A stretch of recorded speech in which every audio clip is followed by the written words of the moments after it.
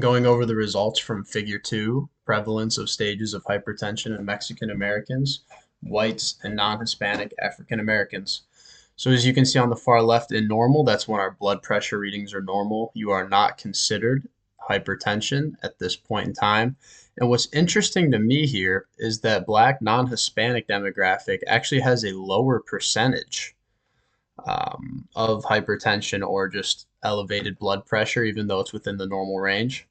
And then as you move to the right to pre-hypertension, you see that shift. And now the Black non-Hispanics are the highest percentage, followed by white non-Hispanic. And actually Mexican American is the least, um, has the lowest blood pressure in that category. Now this is when things start to move into the actual hypertension. So what we've been talking about this whole time. Once you get there, the Mexican Americans go from the least to the second most. White non-Hispanics drop down to the least, which is what we would expect with the demographics we're working in here. And the Black non-Hispanic population is the highest percentage of blood pressure. So this does show that demographics play a role in hypertension and blood pressure readings. Moving from hypertension 1 to 2, we see the common trend of the white non-Hispanic drop lowering relative to the other two categories.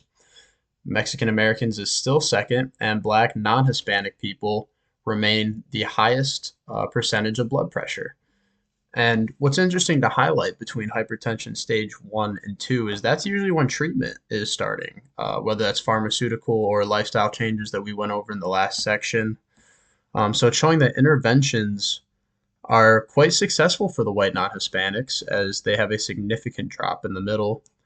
And even Mexican Americans have a sizable drop, but they still are lagging behind percentage wise.